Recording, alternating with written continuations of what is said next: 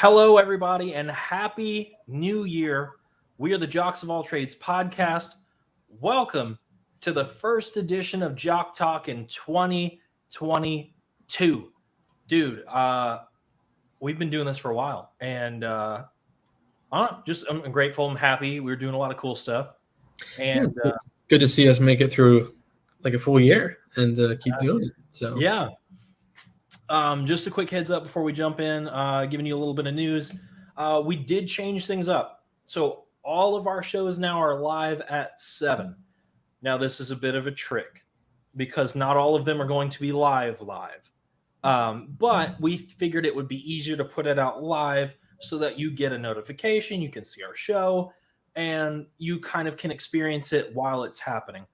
The one biggest change to our schedule, we are not doing any more armchair GMs until next, what would you say, like fall, Kyle, like a couple weeks before the season starts.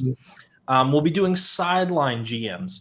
So sideline GMs, it gives us a chance to break down needs of certain teams, what they have to do this offseason, prospects that they should be looking at, maybe some under the radar guys, because sometimes those guys are the ones that can be a building block to your franchise.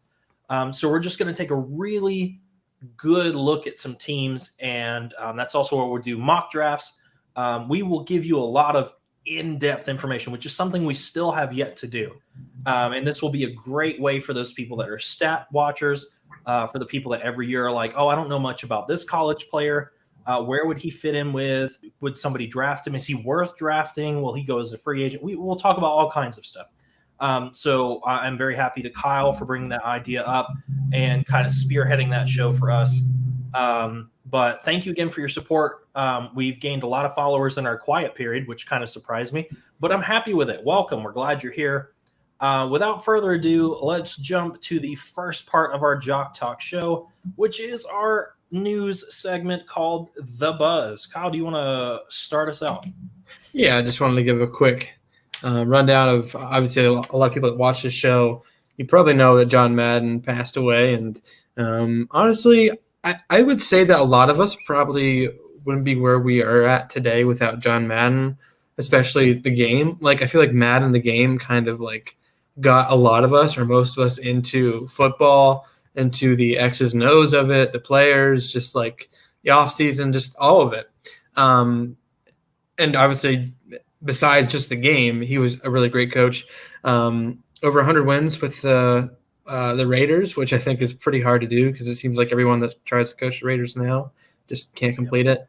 Super Bowl championship, one of the greatest announcers of all time, one of the most iconic announcers and coaches of all time, and obviously his name on the game Madden, which right now, yes, Madden's not that great of a game, but for a while it probably was one of the greatest games. So RIP to him and his family. That's sad. Obviously an old man, and I guess that's just what happens in life. But when you reach that age, definitely sad news. But yeah, I just feel like we wouldn't kind of be where we're at today in terms of talking about the NFL football without John Madden. So wanted to give a quick shout out to him. So first thing with the buzz. Probably one of the most hilarious things that happened. Antonio Brown gets in an altercation with Mike Evans and other Buccaneers players and takes off his shirt, his jersey, his pads, throws a football around, throws his crap around, and just leaves in a worse fashion than Vontae Davis did a couple years ago. Brad, what do you think of this situation, and do you think he's like done for good or should be done for good? He's definitely done for good. I did check his social media pages. It kind of sounds like he's just done. He's over whatever it was, which at this point I've heard various different things about. They were trying to hold him out, and if he had gotten X amount of catches left, he would have had a 300,000 plus bonus. I've heard he was too hurt to be put into the game and was mad he wasn't allowed to go into the game. I've heard that it's just AB and that he just flipped out for no reason. I've heard too many things. I can't wait for the truth of whatever this is to come out. However, the way he handled it, he's done. Yeah. Doesn't matter what happened. The way you handle that, and even Arians, Brady was the only reason he was a Buccaneer. And Brady put it the best way that I can put it. Is it funny? Yeah, it's AB. Of course, it's funny, but it really makes you wonder more about CTE and about damage. And someone put it really well on Twitter, and I'm going to repeat that. And I'm so sorry I don't have their handle and can't give them credit, but they did say, if you notice, after the hit by, was it Perfect when they were playing the Bengals? After that, he was just weird. He was so weird and out there and everything. People think he took a really good shot, and that messed him up really good. Might have. So I'm. Oh, I was going to say I'm going to side with Brady and say that he needs help. Yeah, for sure. I believe that too. We don't really know how many people are affected by CTE and all that. It'd be an interesting kind of, you don't know unless you check someone's brain, obviously, but it really does seem like he is affected by it. He kind of went off the rails, and I agree. He's the only one on that Buccaneers team because Brady wanted him. He was on the Patriots for like a week, and then Bill Belichick got rid of him. So they took a big swing. And on the football side of things, I mean, the Buccaneers now, they lost Chris Godwin for the year.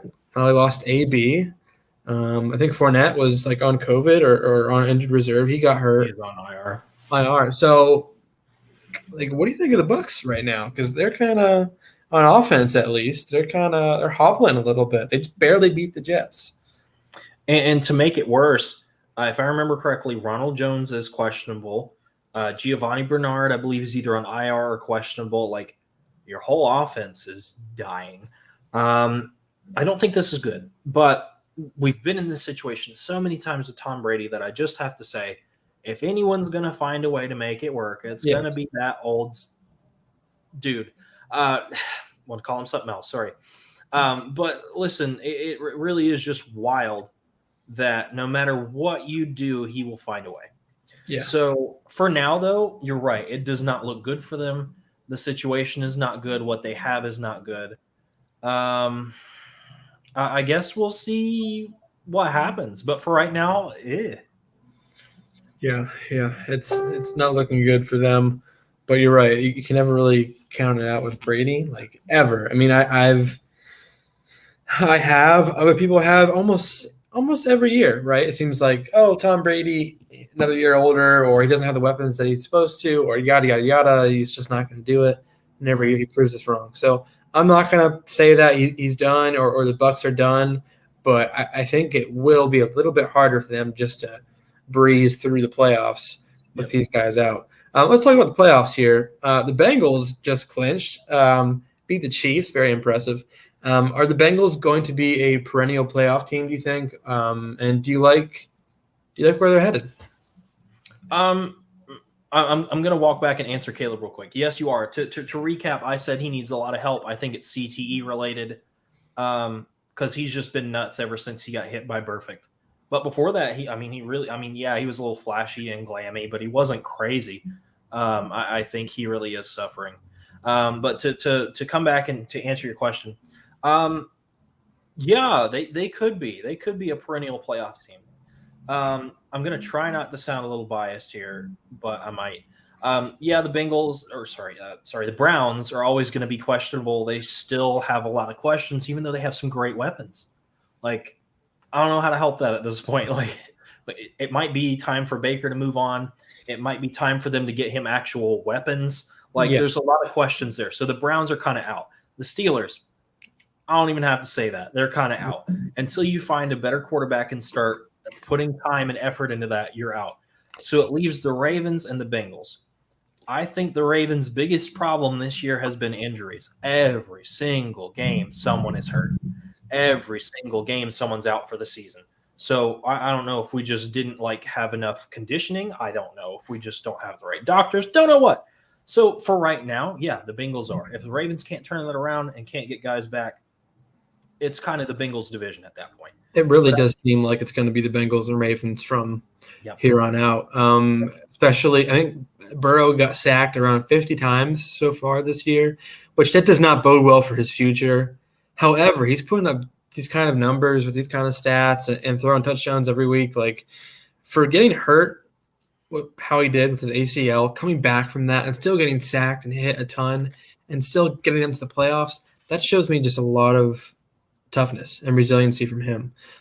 So if they can get that O-line figured out, get him, on his feet more than rather on his butt, then I think the Bengals are going to be a team that will be in the playoff hunt every stinking year because those receivers, man, like we talked about Joe Burrow at LSU, like, oh, he had all these really good receivers, one of them, Jamar Chase. That's why he put up all these stats, whatever. But, like, he has some pretty elite ones on his team right now too, and Joe Mixon. So, like, he's not void of talent. And I think if he stays healthy, this offense at least is going to be like – it's going to be a tough offense to stop. So let's talk about the playoffs here just in general. The seedings, a lot of teams did clinch this weekend so far. Steelers and Browns tonight, that's not much of a game. Nothing's really going to happen there in terms of playoffs. But right now, the Titans are the first seed, first-round bye. The Packers, first-round bye. The Eagles clinched the playoffs. I believe the 49ers did as well. The Bengals are in. They clinched.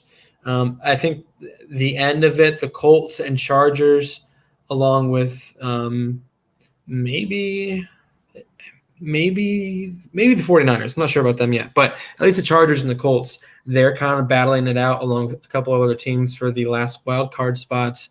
So I'll give you just the rundown of the potential pairings here. So we got the Eagles and Buccaneers. 49ers and Rams, maybe, the Cardinals and the Cowboys. Do any of those games on the NFC side sound good to you? Cardinals Cowboys will be interesting. That was already an interesting game this past week. Controversial take. I do kind of believe in the Cowboys. They have the weapons, they have the defense, but they just kind of crumbled against the Cards that, if I remember correctly, got beat by a really crappy team the week before. So which Cardinals team is going to show up? Which Cowboys defense is going to show up? Both these teams could easily be in the Super Bowl conversation this year. Not saying either one will win, but either one could get there. So I think that's going to be the tougher game than the other ones that you listed, because that is going to be a battle of wills more than, do they have the talent? And they're built very similarly, I think. They have an overabundance of receivers, good running backs, good pass, very good quarterbacks, decent defenses, better pass defenses than rushing. But either way, still, they're very similar. I couldn't even bet on who I thought was going to win that. So, yeah, I'm excited to see that game. That should be a good game for sure. I'm not, like, if it was the 49ers and Rams, I'm not really interested in that game that much because it's the same division. I don't find that appealing. The Eagles and Buccaneers, just because I'm an Eagles fan, if that is the game that's going to happen, I think this is the Eagles' best shot, honestly. In terms of all these teams, minus the 49ers, I feel like the Buccaneers will be the most beatable just because they are so injured. Yep. But I still think they're going to win. AFC, Patriots and Bills, that could be a matchup. The Colts and Bengals, Chargers and Chiefs, and the Titans have the first round bye. I don't know what, Brad. I think the Bengals, I think if they play the Chargers or the Colts in the first game here, I think they can win that. And then even if they play the Titans or the Patriots in next round, I really do think they can get to the AFC Championship game. Yeah. I just have a feeling it is. Yeah. I just watched that offense. I mean, they beat the Chiefs. That's hard to do. Can you imagine the Bengals in the Super Bowl? I know. I could not at all, but I'd love to see it just because it never happens. So I'm all in favor for having new teams in the Super Bowl. Except for the Cowboys, I guess. So, I mean, if the Cardinals get there, the Packers really haven't gone a ton. That won't be bad. And then the AFC side, I'd love to see the Bills in there. Love to see the Colts, Chargers, or Bengals. That would be nice to see. Tired of the Patriots, of course, but they could get there. For the playoff standings right now, it's mostly done. A few things to do next week, with the Raiders. I believe the Raiders still have a chance, maybe. But it's a very slight chance. Along with the Steelers, they have a very slight chance. I don't think that's going to happen. Let's switch gears here, though, to college football. A lot of the bowl games happen, mostly all of them, except for these next two championship games. I've seen a lot of conversation about this, Brad. players sitting out of bowl games due to not wanting to get hurt in the upcoming draft. They don't want their draft stock to get hurt. What do we make of these players sitting out of bowl games? Do you agree with it? Do you not agree with it? What do you think? So Herb Street came out recently, and he's a moron to begin with. So let's start there. But to come out and say that people sitting out bowl games means they don't love football as much as we did. What? There was one player that clapped back at him and said, okay, if you had the chance to broadcast one more time, but if you broadcast one more time, you may never broadcast that again and put so much money, your livelihood, everything on the line. Would you do it? And you have to think about it the same way with football. Let's talk about Matt Corral here for a minute. Matt Corral could have been a first-round pick. Might still be a late-round first-round pick. Who knows? But he's pretty good. He could have gone. All it took was one tackle. And he's in crutches. And then we still have the conversation, why are players sitting out bowl games? Okay, unless you're playing for the Natty, probably a good reason to sit out a bowl game. Yeah. So I can't fault players for doing it. Is it a little boring? Yeah, sure. You got these like powerful teams that get there and you're like, oh, I want to see if you can do this against somebody else besides like your weaker conference or, all the conversations that happen. But then Matt Corral got hurt and it just makes you think like you can't do it. You can't. So I think it's fine. I think it's okay. It's a good practice. And I can't really blame people for doing it. I mean, even Matt Corral, like you can talk about his leadership. That's why he played. But I kind of see it the other way. Like maybe he played because he wants to improve his draft stock a little bit. Yeah, with a big game, like he definitely could have. I think a lot of these players that sit out, whether they played or not, like their draft stock is pretty like it's pretty secure, So like, why do you play if you're going to be in the same spot that you are? If you played. I understand, well, that's not how we used to do it in my day, but like it's not your day anymore. I'm not crying. I got a cough. I'm not crying. It has me really emotional. So it's not their day anymore. It's a new league. It's a new time. Guys want to get paid. And a lot of these guys, they come from rough situations. And I feel like a lot of guys that get drafted, Brad, like what I hear from them, like the first day they get signed is like, yeah, I bought a house for my mom, or I bought a house for my family, or things like that. And you probably would not be able to do that if you played in that bowl game and got hurt and you wouldn't get that chance. So like I 100% see it from that perspective. I'm a Penn State fan, and 7 guys sat out against Arkansas. And if those guys would have played, would we have won? Probably a better chance we would have won. But like, I'm not going to get mad at it because like all those guys will get drafted and they'll get what they deserve, So right. I can't be upset for people doing that. Matt Corral, I'm glad he tried to play, but you're right, he got hurt. So like, what do you take from that? I know there are other people out there who have a different opinion than I do and that we do. And I'd love to hear their side. But it's just I haven't seen a good enough argument from their side to like sway me over there. Yeah. So yep. I'm with that. What's up, D? We were just talking about players sitting out bowl games, whether we're for it or against it. So Kyle, I want to ask you this because it's not in my division. I don't care. Is this going to be another letdown year for the Cowboys? Yeah, this last game, when I watched the highlights of it, in the back of my mind, I'm kind of like, oh, there goes the Cowboys again. Like, this is what they're known for. This is what they do. No matter how good they are, no matter how talented they are, they end up kind of just choking at the end of the year. And Gallup got hurt. He tore his ACL. We've kind of both talked about Zeke Elliott just not looking the same. They didn't rush the ball at all against the Cardinals. 17 rushes for 45 yards. Prescott fumbled it like 3 times.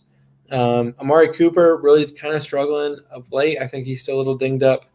So right now it's the CeeDee Lamb and Dalton Schultz show. So Well, I think Dak Prescott is a very good quarterback, and I think the Cowboys are supremely talented. Um, I think they easily could choke because, like, they haven't been there before. They're not like one of these Buccaneers led by Tom Brady, Packers led by Aaron Rodgers, Chiefs led by Pat Mahomes kind of teams. Like, they're very fresh, they're very new. Dak Prescott's still kind of like he doesn't have a ton of playoff games underneath his belt. So, like, I think it very easily could be another letdown due to guys being dinged up. They're kind of struggling a little bit at the end of the year. The running game's not as good as it used to be. And I think that you really need to be able to do both when you're in the playoffs. And I don't know if they'll be able to. So I think it very well could be, especially if they play the Cardinals in the first round. Yeah. Yep. So I guess we'll see who they draw in the first round. Yeah. Here was an interesting one. I'm going to pull up the actual article very quickly here to talk about it. Kind of the shocker for the night. Oklahoma quarterback Caleb Williams is in the transfer portal after taking over for Spencer Rattler, going off for 1,912 yards and 21 touchdowns. He was good. He was good. Rattler is now with South Carolina, for those who don't know. But we really thought this was going to be Williams' team and that he was just going to roll in and take over. I guess what he said was, with all the recent changes, he's trying to figure out what the right path for him is forward. He did come for Lincoln Riley, and Riley's not there anymore. I don't really care about landing spots right now. I care more about why would you leave when you have cemented yourself as a starter in a weaker conference, knowing that you could kind of dominate for the next couple of years?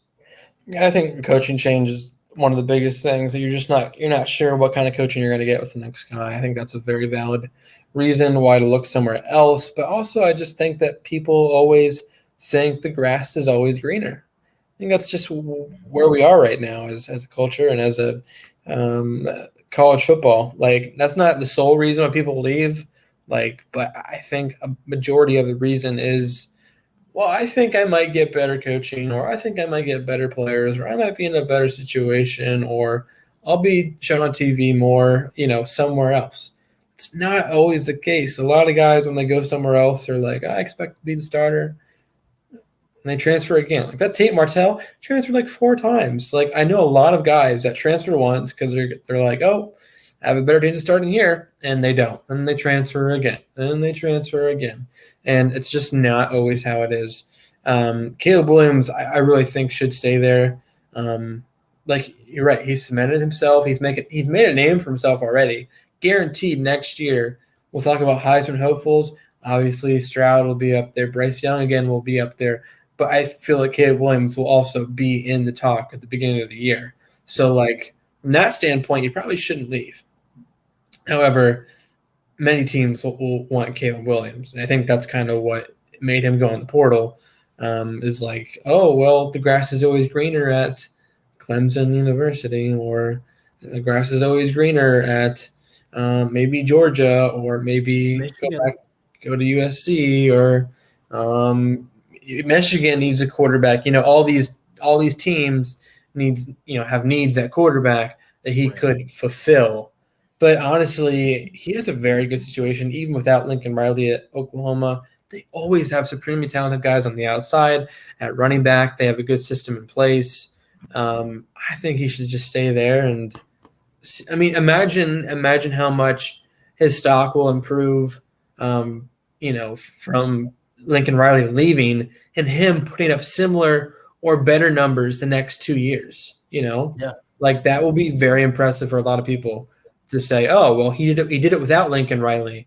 He made a name for himself. I think that would do him a lot of good for him just to stay there, push it out, and just he's already a really good player. Like, it's not going to be terribly hard for him to have similar stats, or close to similar stats next year. So they're talented. They're full of players that will be able to step up right away and help him out. So I think he should just stay there because I think the grass is not always greener for these guys. Yep, I am in complete agreement with that. So that will cover the buzz for this episode. Let's go on to NFL highlights for the day. So Bengals beat the Chiefs 34-31. That was probably the most impressive game that was played this entire week.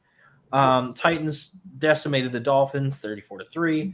Raiders beat the Colts 23-20 with a field goal. Patriots beat the Jags 50-10. Shocker, the Jags are the worst team in the NFL. They're the new Jets.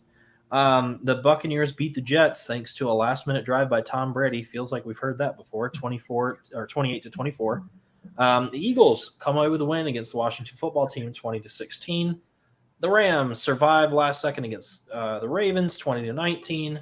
The Chargers lay down the hammer on the Broncos, 34-13. The 49ers beat the hapless Texans, 23-7. The Cards come away with a win against the Cowboys, 25-22. Saints beat the Panthers in a who even cares game, 18-10. The Seahawks beat the Lions 51-29. Amazing that the Lions actually scored multiple times in a game. The Bills beat the Falcons 29-15, and the Bears beat the Giants 29-3. I guess that was my biggest shocker. It's the end of the year. Teams really aren't playing for a whole lot at this point. I don't know if you care. I really don't care. I mean, there's a few games that mean something, but for the most part, you said it with the Panthers, Saints, Lions, Seahawks, Bears, Giants. Like I was at a restaurant wanting to watch the Eagles in Washington on the TV screen, and my waiter changed it to the Eagles in Washington. I was like, oh yeah, I can watch them now.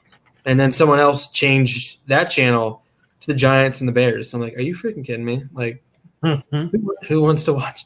Who wants to watch? A team that won't make the playoffs? Like that's Right. horrible. So like, I don't care about those teams. I don't care about those games.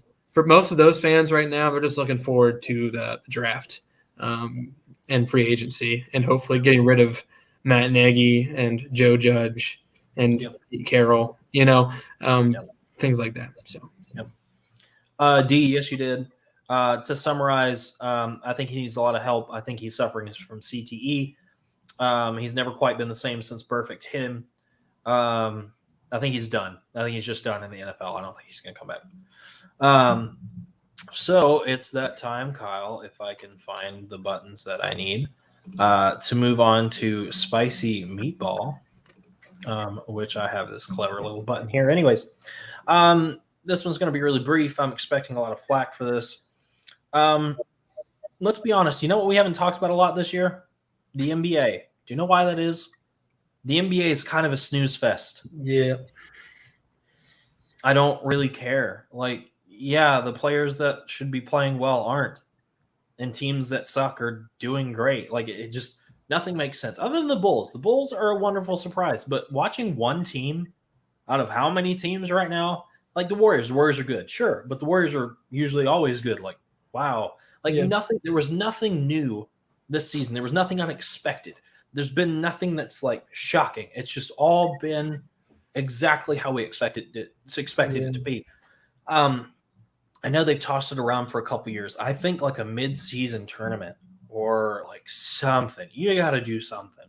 No one cares about watching 82 games of the same crap to get to the playoffs. Honestly, I'll start watching the NBA again once the playoffs roll around. You're right. The regular season really does not matter at all. Thank you. It doesn't. Yep. It's like that every year. It's pretty bad. And I know that's not really a spicy take, but my take then is further, what are we going to do to make basketball exciting again? Yes, that would be the only shocker for this season if LeBron does not make the playoffs. And based on how the Lakers look right now, Russ is a turnover machine. Called that before the season started. Carmelo is kind of their best player. No one saw that coming. That bench isn't doing anything. Anthony Davis isn't really nobody's doing anything. Nobody's doing anything. It's exactly what I expected from a Lakers team picking up stars that were stars like 6 years ago. Like, who cares? Literally, who cares? LeBron, dude, just retire while you're ahead at this point. We don't have Luke with us. I can say this. Just retire, bro. You've already done a lot. You're already in the conversation of the greatest player of all time. If you're not going to win another championship, dude, it might be time to hang it up. Mike did too, except Mike actually came back and played for the Wizards, which was even worse than just staying retired. Yeah, don't do that. Right. And the point just being like, just leave it alone. Know when to step away from the game. I think, hold on. Yeah, I know that. But my whole point is like, what can we do to change basketball? What can we do to make it interesting? Because even people that are just like getting into basketball, this is a horrible season to get into basketball. What's happening? The only cool thing for me is tuning in to see DeMar DeRozan go off with the Bulls. That's it. Other than that, Yeah, it's not amazing at all. no. I think the Ben Simmons trade, like I think that would shake up the NBA quite a bit. Yeah. But that hasn't happened. None of these big dominoes have dropped yet. LeBron James, like, yeah, I mean, stats wise, he's doing very well. I mean, he's put up like 30 points in like 12 games, I think, this year, or 15 games. Like, Yeah. such an old age for an NBA player. He is doing very well. Like, I'll give him that. But the Lakers as a whole, like, let's not forget, LeBron's a great player, but he's also a horrible GM, and he kind of built this team. So, like, let's not just give him all the praise for having a really good year. Like, Yep. he brought Russ, he brought Carmelo, he brought all these old guys. He took on Anthony Davis, and he's been hurt. Like, every time people bring this up, I like to remind people of that Cavs team that he built. Remember, with Isaiah Thomas, and it was awful. That experiment failed, and those were all the guys that LeBron wanted. Why did we think the Lakers were going to be any better than that? They weren't. So it doesn't really shock me. So since we're talking about it, well, let's go ahead and take out the trash this week. I already talked to Luke about this separately. He and I had a phone call. And I told him, I said, dude, did you see the end of the Tennessee-Purdue game? He said, well, yeah. He said, what was wrong with it? What was wrong with it? I said, they stole a touchdown from Tennessee. And he's like, well, the player was trying to pull him into the end zone. I'm like, who cares? Like, he still put an arm over. He was still going. His legs were still moving. He still had progress. He was like, well, they stopped him all the way. No, they didn't. Like, it was a horrible call. Yeah. I just wanted to talk about it because I'm the SEC guy. And I said, would you have felt any differently if you weren't a Big Ten fan? He was like, well, I'm not really sure. I'm like, then that right there tells you that there was enough of a window to say that should have been reviewable. Definitely should have been. Yeah. Mm-hmm. Dad and I talked about it after that because my dad was here when we were watching the end of that game. And I said, what could they do to like fix this? They need to implement a challenge flag for missed calls. Like, let's say Crown got hit, like intentional. No flag. Okay. Coach shows a flag. Hey, there should be a flag on that play. Yeah. So you're saying challenge flags for things that have not been called rather than challenge flags for things that have been called. Mm-hmm. It needs to go both ways. It really does. Yeah. For example, Cincinnati game, when I was watching Alabama and Cincinnati, Cincinnati defender came all the way into like the Alabama side and then went back. No flag. I was like, that's encroachment? Hello? Yeah. Anyone? Thank you? Like, nothing was called. I'm like, I wish Saban could just go, hey, that's 5 yards. Like, that's it. It's simple. It's over. Like, but they don't have that. And I agree that the refs in the Tennessee-Purdue game are some garbage. The refs all year have been some garbage. But I think we really need to start implementing a fix to that. Because if we can't trust the refs, how can we trust the game? Like, that's where it's getting for me. I just don't want it to get to a point where, like, there are challenge flags, like, thrown on every play. Because, like, if we're talking about things that have not been called, I think the NFL tried to do this for a couple of years. Like, oh, you can challenge pass interferences now. And it just slows down the game so incredibly much that I'm just like, okay, just give us the 15 yards or give him the 15 yards. Right. I don't care. Let's just get this game moving, you know? Right. Like, I don't want it to ever become like that. So no, I think you should have one per game. Just one. And you know this, and I know this. One missed pass interference could throw an entire game. Or like the rule that all touchdowns are reviewable, like that's a rule in the NFL. And even though that wasn't a touchdown, like it could have easily been. So why not review it? You know, what you shouldn't even have to throw a challenge flag at that. If it was thought to be a touchdown, like if it was that close, you should just automatically review it. You know. Because like the NFL has that, if it's a touchdown, every touchdown is reviewable, and they'll review it upstairs. Yep. So I feel like they should probably bring that down to the college level and if it's that close, they should just look at it and call it on the field and get the right call in. So, yeah, I agree with that. I want to take out the trash now, and that's Joe Judge, the Giants head coach, explaining why this team is so bad and why fans and coaches and reporters should believe in the Giants team. He eventually just kind of ad-libbed and said, well, you know what, Giants players, former Giants players who get paid more now than they did with the Giants, sometimes they call me and tell me they would rather be on the Giants. No, that's first of all, it's a lie, dude. Like that never happened. I don't know if you're just trying to save face or you're lying or you're delusional. Things that never happened for 500, Alex. Yeah, like no, guaranteed, no one wants to be on the Giants right now. No, current Giants players don't even want to be on the Giants. I can tell you that. Like there's no way that happened. He's a horrible head coach, and the GM is probably even worse.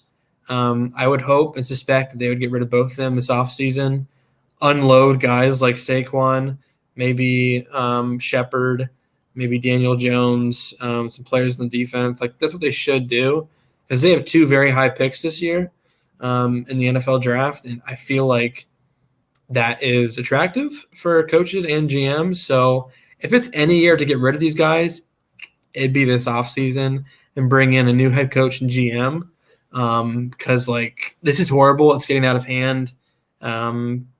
They are a trash franchise. They have been for a while.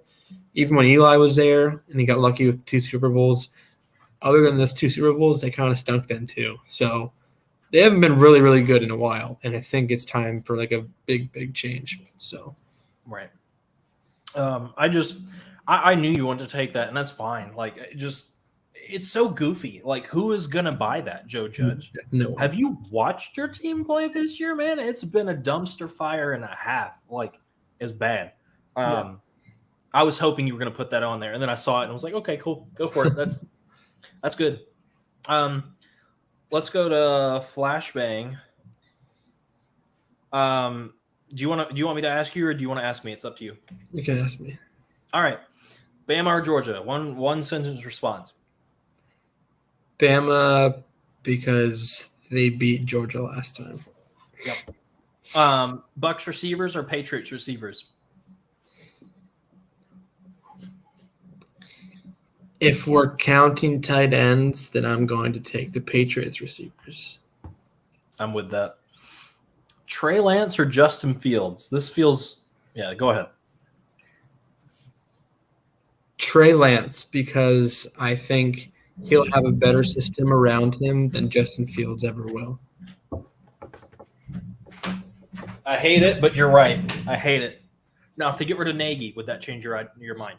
I hope so. If they bring in a good coach, like I'm a big believer in these young quarterbacks having a good system around them. Like Mac Jones, guaranteed, Brad. Mac Jones would not be who he was if he was not on the Patriots. Like if he was on the Bears, heck no. Like he might be okay, but he wouldn't be like doing this on the Patriots. Fields got in a very, very bad situation, along with Trevor Lawrence. Zach Wilson's situation isn't much better. Trey Lance definitely did. Mac Jones definitely did. So you hope as a Bears fan, as a Fields fan, that they get a really good coach in here to progress him in the right way. But right now I'm taking Trey Lance just because I think he has physical tools that are similar to Justin Fields, but he has a better system around him. So, yeah, that makes sense. That is the end of Flashbang. Let's move over to NCAA Bowl highlights. Do we want to run through everything? Do you just want to touch on some games? I can run through some stuff. I've watched almost all of them, or at least highlight for all of them. Like the last few days I have on here. We talk about that Purdue-Tennessee game. Purdue ends up winning 48-45. North Carolina, South Carolina, that game. The Michigan State game ended up beating Pittsburgh without Kenny Pickett by 10. Like, that makes sense. Yep. The Oklahoma-Oregon game, that was pretty good. Oklahoma wins that 47-32. Games like that, like the last few days, I feel like probably the most popular games. Any of these games stick out to you besides the championship games? Yeah, I want to talk about that Michigan State Pittsburgh game. Pittsburgh had Michigan State dead to rights, and then gave Michigan State 3 unanswered touchdowns to lose it. Ugh. Stupid. Stupid. I don't care that you don't have Kenny Pickett. What happened to the best wide receiver in college football? Didn't really show up, did he? Guess he wasn't the best. Just had to get on that high horse for a minute because I did want to go to some of the earlier ones, stuff that people maybe wouldn't watch. Coastal Carolina, they need respect, man. Grayson McCall is good. That's what you need to take out of that bowl game. And he's coming back. So I think Coastal has another shot to do really well and go to a nice bowl game. We finally have somebody that's passed Joe Burrow already for passing touchdowns in a season. It is Western Kentucky's quarterback. Is it Bailey Zapp? Yeah, Zapp. Yeah. He beat it, and he got it. And it's even more impressive that they beat Appalachian State, who had actually won like every bowl game they had ever been to until now. So I just that game kind of caught my eye. I went back and watched that. Here's another one that I know you guys won't like because you picked BYU. I took UIB for fun, just to be funny because it's the state of Alabama. How does a ranked BYU lose to UIB? That was pretty pathetic. Again, like I said in that podcast, don't believe in BYU. Bye-bye. Excuse me. Everything else was kind of crap. There was a lot of canceled games. That made me sad. Like, there was a lot of stuff I was looking forward to that didn't happen. I will talk about Wyoming. It's kind of a rare time that your quarterback has 200 yards rushing and 4 touchdowns. It made me feel like I was watching a game of like NCAA like football games. It was kind of weird. And then even better, after he wins, he transfers, and then the coach puts out an ad basically saying like, "Come to Wyoming and be a quarterback." Like, did you see that? Like, it was just so goofy. I'm like, why would you do that? Like, let people come to you. Missouri, thanks for disappointing the SEC as always and losing on a last-second field goal to Army. Really appreciate that. However, Army did come out with a passing game for once, which is a rare thing to anybody. If you actually watch like any like military school, they usually are not pass first teams. It was weird. Florida, Wake Forest for disappointing the SEC. I'm surprised Gus Malzahn actually got a bowl win at UCF. Let's see what else was weird. Wake Forest beating Rutgers. I mean, Rutgers stinks, but it's impressive to see Wake Forest go 11-3 on the year. Like, yeah, I feel like they never do that, so it's just impressive for me to watch Wake Forest do that this year. And then they beat Pittsburgh in the ACC championship game, going to kill it in their bowl game. If I'm a Wake Forest fan, I'm extremely happy what happened this year. Here's one that I watched and it kind of surprised me. It's weird when you can keep someone from scoring more than 6 points in a bowl game. Minnesota's defense was really good.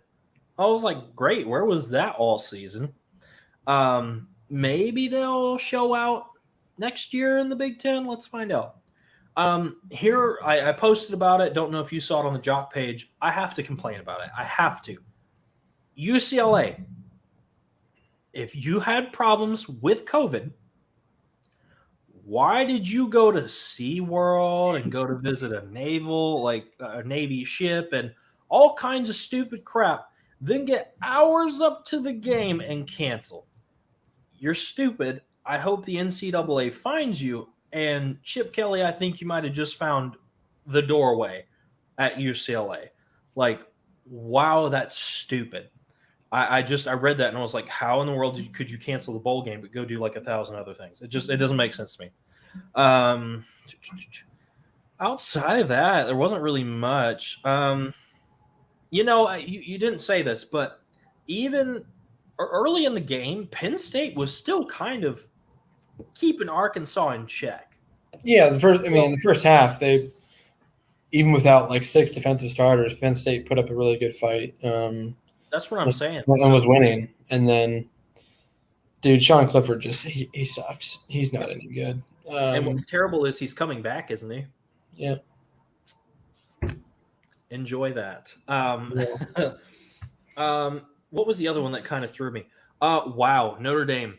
Congratulations for consistently blowing it in bowl games. How many unanswered points did they score? I don't know, but Seven. I did see a stat that was like they're 0-11 in New Year's Day bowls. I think. Did I see that somewhere? 23 unanswered points. That's kind of embarrassing. No, I'm sorry. Actually, 30 unanswered points. Wow. And then they scored in the last minute to make it 35-37. But still, man. Notre Dame is now 0-8 in BCS/New Year's Six games. Yep. That's horrible. This is why I say every year never they put get them ranked really high, and I'm like, go ahead. They are going to fail every time. And I hate hearing this is Notre Dame's year. Notre Dame is an elite team. No, they're not. No, they're not. Your schedule props you up so hard. Now, I will admit, your schedule next year actually is pretty decent, especially when you start off the season playing Ohio State at Ohio State. Yeah. That's pretty good. I'll give you that. Your schedule looks good. Next year we can talk, but most years you look like garbage, and so does your schedule. So it doesn't shock me at all. We have to talk about the Rose Bowl, man. We have to. What a wild game. Nuts. No defense was really played at all on either side. What was the record now? What was the number? Yes. 573 passing yards, 6 touchdowns. And then Jackson Smith and Jigba went for 347 yards and 3 touchdowns. Again, like a video game. Like, who does that? And Marvin Harrison's son had 3 touchdowns in the game. Yes. Yep, that was weird too.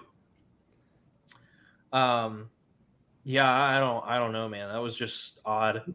I think if Ohio State had a defense this year, they would have been in the Final Four and maybe even in the championship game. Their defense is so bad this year, so horrible. I know it kind of laid a stinker early on against Oregon, but if they had a defense against Michigan, no doubt they would have beat Michigan and then beat whoever they played in the Big Ten championship, and then definitely would have put up more of a fight than Michigan or Cincinnati did. So it just sucks. I don't like Ohio State. It doesn't suck for me, but it sucks for Ohio State fans in that team because their offense is legitimately especially with Garrett Wilson and Chris Olave, who didn't even play in this game. That would have been an offense for even Alabama to struggle with, I think. Maybe not, and probably even Georgia. Now they wouldn't put up 40 or 50 points, but it would be more of a test than Michigan or Cincinnati for sure. So, but they didn't. Their defense sucked, so they're not in there. So, yep. So, let's move to up high, down low, too slow. We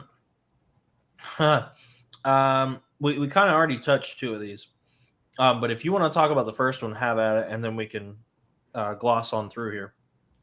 Yeah, Chiefs versus Bengals. Chiefs, you thought you had it, but up high, down low, too slow. Couldn't stop the Bengals. Couldn't stop Jamar Chase. In the post game, Joe Burrow said, F it, Jamar Chase is up there somewhere. That's exactly what he said, even though that's like a meme, and he said it. And it's really true. Jamar Chase was everywhere on that field. You could throw it up to him. He was double covered, triple covered. There was a corner pressing on his throat, and he still found a way to go over top of him and catch the ball. So Jamar Chase looks like a stud. Chiefs just could not stop them. If there's one glaring issue on the Chiefs, it's definitely their defense. So hope they can clean it up come playoff. As it has been for a while, honestly. Right. I feel like that's the worst part of the Chiefs. Yep. All right, man.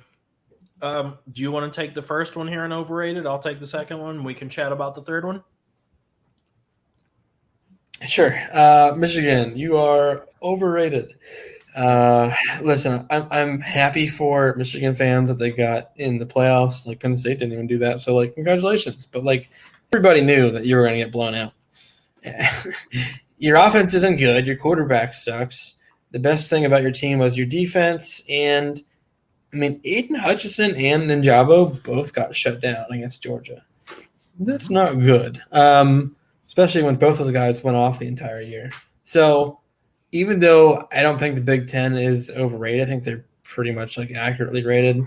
Michigan definitely was, because I really do think, even though they outplayed Ohio State, like, I don't think they're as good of a team. I just think they caught Ohio State on a bad day. In the championship, listen, you're gonna need to run the ball, and you're gonna need to throw the ball, and they don't have a quarterback that can do that, and they don't have a quarterback that can run the ball either. Like, at least you look at Alabama, if there's nothing for Bryce Young to throw to, guess what? He's still got his legs and he can run the ball. Michigan doesn't have that. And Jim Harbaugh, like, it's whatever. Like, I don't think he's that great of a head coach, honestly. I always expected them to get blown out in the championship, and that's what happened. So I never thought they deserved to be there, and I think it kind of showed. So. Hang on, I gotta get warmed up for this. This is gonna be fun. Speaking of teams that didn't deserve to be there, just because you're undefeated doesn't make you good. Hello, UCF, and now Cincinnati. Oh my gosh. It's just funny. It's so funny hearing that, this is their first time being there, and they had to fluctuate between Cincinnati could give them a game and, well, Cincinnati shouldn't even be there, so it's not fair. You got to pick a narrative here. Like, which one is it? They couldn't even score a touchdown. And this is the offense that's been laying touchdowns on everybody. So you shouldn't have been there. When your best win is a Notre Dame team that doesn't look good and gets blown out in a New York Six ball, a New Year's Day, whatever. Point being, like, you shouldn't have been there at all. Like, it's just kind of embarrassing that you were there to begin with. Travis Kelce, you can suck my tiny pee-pee. I don't want to hear from you anymore either, because he decided he would come out and say, let's be honest, Bama didn't impress anyone tonight. They played good enough. Well, apparently good enough was all that we needed to get rid of Cincinnati. That wasn't exactly the take you thought it was, Travis. He didn't even play that good. He still blew him out. So, like, speaking of things that didn't impress me, how about you playing in last year's Super Bowl? That didn't impress me either. You didn't really play super great either. But you know what? Yeah, you're the perfect person I want to listen to go off about Alabama. Whatever. I had to do it. You knew I was going to do it. But yeah, I don't want to hear from group of 5 teams anymore. You finally got your shot, and you absolutely blew it. Not even, we could have scored a touchdown a couple of times. No. Jerome Ford got shut down. Desmond Ridder looked confused the entire game. We game planned the crap out of you and made it happen. So if it had been someone else, maybe you could have scored, but you're not going to beat the blue blood of college football for the past, 11 years, 12 years. Not going to happen. With that being said, last thing that's overrated, the current playoff format in college football. There's some people that say it needs to be expanded. There's some people that say instead of a committee, it needs to go back to the BCS deciding who gets into the playoffs. That's great. But let's be 100% honest here. With the exception of, 1 year that I can think of in my mind, which is 2015 Ohio State, the 1 or 2 seed has, for the most part, won it. I think Alabama is another exception of that in 2018. But for the most part, the high seeds win it. Every year, we have to have a conversation about teams that should not have been there. Mm-hmm. Every year. It's not been these are the 4 best teams. There's always speculation behind it of, are they? And every year, it's Clemson is a strong team. Ohio State is a strong team. And then Notre Dame or Washington or Michigan State, every single freaking year, every year. This year, it was Michigan and Cincinnati. Every year. If we're going to play extra bowl games, make those extra bowl games worth it by putting in the best team. Yep. It's like Cincinnati. Why were they ever there? Their strength of schedule didn't mean anything. And they put them in. I think they put them in because they were tired of hearing people complain about them not getting in. Yeah. Look what happens when you put in the team that plays a weak schedule the entire year and struggles against the Tulsas, the Navies, the Tulanes of the world, like the people that everyone else will beat handily by like 40. Like, I wasn't shocked. I was shocked that the score was a little closer than I thought, but the game plan was not to win by 50. The game plan was to control them the entire game, and they did. And Alabama's players, I don't know if you saw it, they just looked bigger than Cincinnati's. They shoved them around all game. Like, there was no comparison. Even Michigan, you won the Big Ten. Congrats. You played Iowa to get there, who just lost to Kentucky.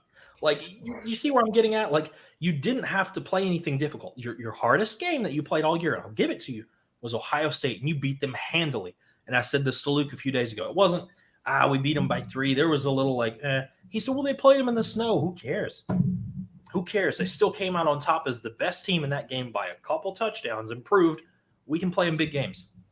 So then what happens when you hit a team that's better than you? It should have been a lot closer. If that was truly one of the 4 best teams, and like you said, I think Ohio State would have put up a better shot over Michigan. And I agree with that. But unfortunately, you didn't win the game. Yep. And what happens is we take the teams with the resume to get in there, not the talent. We take the resume. They've broken that a few times. Alabama got in without winning their conference a couple years ago. 2017, I think Luke was talking about. Like, it does happen. But it's very rare that we actually have playoff games that matter. If that's what it's going to be, go back to the 2-team BCS thing. We don't need a playoff. Yeah. And I even said this to Luke. I said, even if we expand it, what are you going to do? Get UCF now and Cincinnati? They're both going to get blown out. Yeah. Like, why are we expanding for teams that either couldn't make it because they weren't competitive enough, or we're expanding just to see more bowl games that matter? Like, why are we even in the playoffs? I would like to expand it to see more bowl games that matter, because a lot of these, I mean, like, they have freaking Chick-fil-A bowl or the Kraft Mac and Cheese Bowl. Like, those don't matter to me. You know what I mean? Those don't matter to me. Right. I would like to see at least 8 teams in there, because I just think, like, you're right. There's going to be another team like a Cincinnati, like a UCF, that'll get in there and be like, why were they ever in there? Let's maybe expand it to 16 teams. But, like, at least with that 8-team mark, I would think at least 2 more teams that would get in there would have a better chance than Michigan and Cincinnati ever did. You know, like Ohio State, if we pick the top 8 teams, Ohio State would have gotten in, I believe. And that would have been good to see them get in there. Who else would have gotten in? Notre Dame. Okay, well, Notre Dame, heck no. That wouldn't have been good. But at least Ohio State getting in there. Maybe in Oklahoma State. Ole Miss, Baylor, like, I think Ole Miss and Baylor probably would have put up more of a fight than the teams that got there. Exactly. Yeah, maybe. So, like, it just, you know, competitiveness. People want to see that on the highest stage, and year in, year out, those first games rarely are competitive. It's not until a championship where it gets like that. So, right. Let me complain about one other thing with that, and I know you're going to be with me on this. So, we take the more talented teams in the playoffs. If we are going to stick with the playoffs, right? That needs to happen first. But let's go back to the resume thing. If you don't play a high strength of schedule, Notre Dame, Cincy, you shouldn't be ranked that high. I don't care if you are undefeated. What happened to Boise State in the BCS era? They were good. No one could deny that they weren't good, but they weren't going to compete for a title. They weren't built that way. They didn't play anybody to get there and be undefeated. And I know that was the big controversy for years, was that they were undefeated. They should have been there. Should they have? UCF proved that they could beat an SEC team in a bowl game. Great. Now we have Cincinnati that was undefeated, played an SEC team, and got blown out. So at some point, we need to tell the playoff committee, strength of schedule does matter, because every year they brush it off. Every year. And I told Luke this, and I think I told you this too. I would have taken Baylor in that 4 spot. They won their conference. They played some tough games. They did beat Oklahoma State. Like, was it by kind of a miracle that he didn't get the touchdown at the end of it? Yeah. But they still beat him. Like, I would have taken Baylor over Cincinnati. Like, that's pathetic, but it's true. I'm kind of irritated with the playoff committee, especially being made up of some ADs from certain schools, and they have to leave the room when they make it. Like, if you're an 80 for a school that's getting there, you should like not be on the committee and someone else should be in there. Like Yeah. it's just I don't like how it's run at all. I think the idea is great, but what the NFL does is way better than what the NCAA is trying to do. Take a strength of schedule and talent and mix that together, and that should tell you who should be in the playoffs. Like if Alabama is like, you're gonna hate this, like I don't know, like 10-3, but they're still good and they're dropping like 60 points on everybody. They should probably get, I'm saying Alabama because it was the first team I could think of, not saying the SEC should just get in just because, but like if you have a 10-3 Power 5 team versus an undefeated Group of 5 team, I think you should put in the Well, that's what I'm 10. saying with Ohio State. That's why I think like if they got in, they would have competed better than those two teams because even though they lost against Oregon and Michigan, they still ended up 11-2 and putting up a ton of, like a lot of points. Like Oregon put up 35 against them, which like if they had a defense, Oregon would have put up 35. Michigan, they scored 27 points against, which isn't great, but still giving up 42, that's horrible. They give up 45 against Utah, 31 against Purdue. Like a lot of these numbers, just like horrible. So, but they still were in mostly every game besides the Michigan game.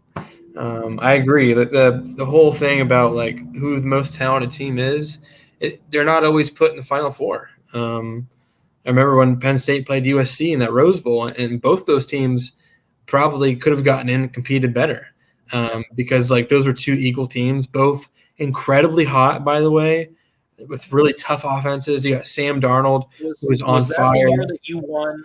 Was that the year that you won the Big Ten and they didn't put you in? Yeah. Okay. We beat Wisconsin in the Big Ten championship, and it's when we had Saquon Barkley, who was on fire, McSorley, Chris Godwin, Gesicki, like all these guys that were like insane and are pretty good in the NFL now, but we didn't get in because our record wasn't good. So I feel like they choose it when they want, and sometimes they choose it when when it doesn't matter. So I think it needs to be changed, and I would be happy seeing an 18 because at least like if you're number 9 or 10, you're like, I can't believe we didn't get in. Like, well, you're number 9 or 10. Like, do better. You know what I mean? But like if you're on the cusp of 4, if you're on 5 or 6, like those 5th, 6th, or 7th teams, you could easily make a case for them being in top 4. So Yep, I'm with that. With that being said, let's move to Jock, Paper, Scissors and wrap this puppy up. Are we going to both each ask each other? Yeah, let's do that. Okay. In Jigba, Harrison Jr. or Stroud?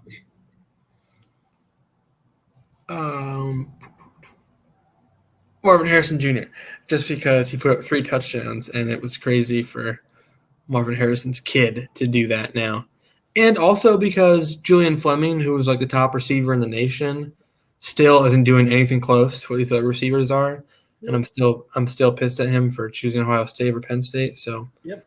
I'm going to Alabama and Clemson. Yeah. And I'm going to give love to Marvin Harrison Jr. Because he'll probably be another good one. But all of these guys are just absolutely insane. Yep. I'm going to take Stroud, and here's why. The receivers are great. Absolutely. Both of them shouldn't have gone off like they did against Utah, and they did, and they stepped up and they played really well. But I have to credit Stroud. He didn't start out really hot in the season. They lost to Oregon, and then they lost to Michigan too. But ever since then, he's just been on fire. He has looked really good. He has put the team in a position to win every time.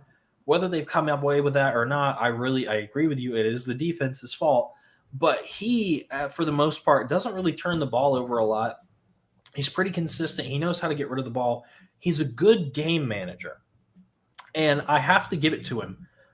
There's a lot of times he could have fallen apart against Utah, which, strangely enough, is the team that beat Oregon twice that I thought would kind of handle Ohio State after I'd thought about it after we predicted.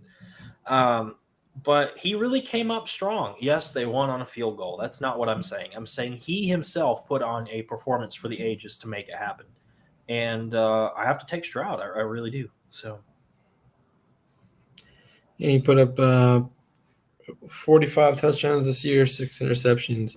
I think him and Bryce Young and Caleb Williams will all be in the thick of the conversation next year. So I agree. Well, that's all we have time for today. Thanks for hanging out for another Jock Talk, Mondays at 7. We will see you Wednesday for our first Sideline GMs. Thanks for hanging out.